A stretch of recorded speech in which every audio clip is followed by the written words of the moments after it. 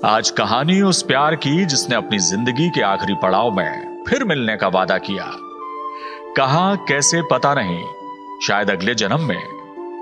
हम बचपन से सुनते आए हैं कि प्यार तो जन्म जन्मांतर का रिश्ता होता है।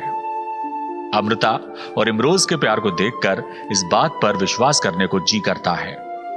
और यह सच है तो अमृता और इमरोज अगले जन्म में जरूर मिलेंगे।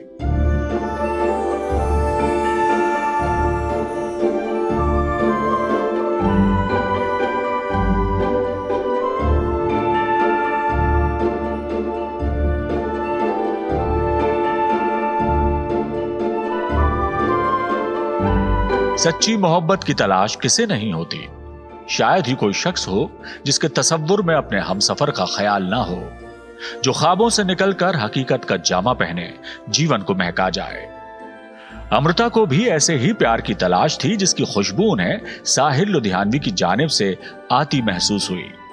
लेकिन अफसोस कि साहिर अमृता का साथ ना निभा पाए और अपने मुस्तकबिल को तराशने मुंबई रवाना हो गए।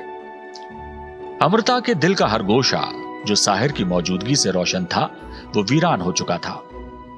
अमृता के मन के खाली कैनवास पर लेकिन जल्द ही मोहब्बत के रंगों केरने एक ऐसा मुसव्विर आया जिसने अमृता को नए सिरे से रच दिया।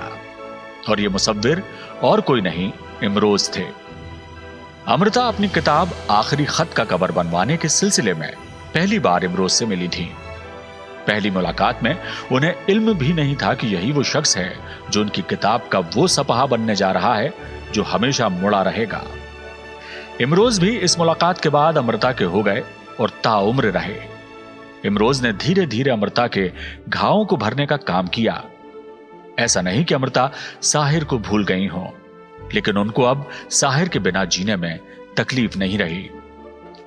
इमरोज जब अमृता को स्कूटर पर बैठाकर उनके दफ्तर छोड़ने जाते तो अमृता उनकी पीठ पर साहिर का नाम लिखा करती थी अपनी उंगलियों से। इमरोज भी सब कुछ खूब समझते थे, लेकिन उनको कोई शिकायत नहीं थी। अमृता एक बार इमरोज से मिलने गई। दरवाजे पर दस्तक देने पर इमरोज ने दरवाजा खोला। इस पर अमृता ने कह दिया कि क्या अब तुम्हारे दरवाजे पर भी दस्तक देकर अंदर आना पड़ेगा। ये सुनने के बाद बताते हैं कि इमरोज ने कभी अपना दरवाजा बंद नहीं किया। ऐसी थी इमरोज की मोहब्बत। अमृता की मोहब्बत पर एक बार फिर पड़ा मुंबई का साया। इमरोज को गुरुदत्त ने अपने साथ काम करने को बुलाया और तनख्वाह भी मनचाही देने को तैयार थे। इमरोज जिस दिन मुंबई के लिए निकले, अमृता की आंखों से आंसू नहीं रुक रहे थे, लेकिन इमरोज को उन्होंने रोका नहीं। अगले ही दिन से अमृता की तबीयत खराब रहने लगी। इमरोज को जैसे ही यह खबर मिली, वो फौरन सब कुछ छोड़कर वापस अमृता के पास आ गए। दिल्ली पहुंचकर जब वो ट्रेन से उतरे तो अमृता को अपने डिब्बे के बाहर ही खड़ा पाया। उसी पल से अमृता का बुखार ऐसे छूमंतर हो गया जैसे कभी था ही नहीं। अमृता और इमरोज की मोहब्बत कभी अपनी मंजिल तक नहीं पहुंच सकी और ना ही इमरोज को अमृता की जिंदगी में वो जगह मिल पाई जिसके वो हकदार थे। जब तक अमृता साहिर की यादों से उबर पाई, तब तक बहुत देर हो चुकी थी। अमृता भी ये बात खूब जानती थी। अमृता नेपाल से लिखे खत में इमरोज को कहती हैं, राही, तुम मुझे संध्या बेला में क्यों मिले? जिंदगी का सफर खत्म होने वाला है। तुम्हें मिलना था तो जिंदगी की दोपहर के समय मिलते, उस दोपहर का सेंक तो देख लेते।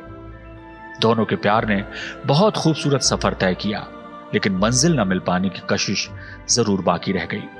शायद यही कशिश थी कि अमृता ने अपने अंतिम दिनों में इमरोज के नाम कविता लिखी और वादा किया, मैं तेनू फिर मिलांगी।